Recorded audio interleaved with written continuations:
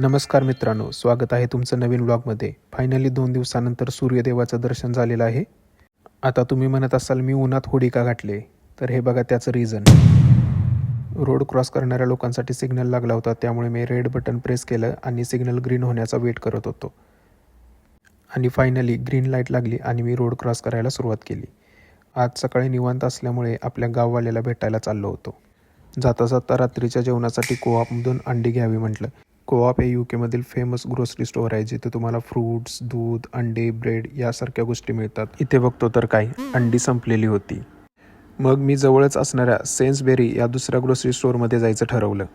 हे सुद्धा UKमधील एक फेमस ग्रोसरी स्टोअर आहे, परंतु मी ते जास्त येत नसल्यामुळे कुठली वस्तू कुठे ठेवली हे मला माहीत नव्हतं, म्हणून मी अंड्यांच्या शोधात फिरत होतो. शेवटी कंटाळून या भावाला विचारलं, तर त्याने मला जागा सांगितली.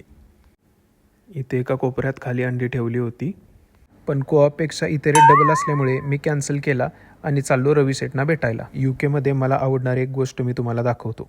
नॉर्मल रोड क्रॉस करत असताना गाड्या थांबतात आणि चालणाऱ्यांना प्राधान्य दिलं जातं. फायनली 10 मिनिटानंतर मी पोहोचलो आणि आपल्या माणसांना बघून आपल्याला किती आनंद होतो बघा. हॅलो थंड वातावरणात सेठने गरम गरम चहा आणला.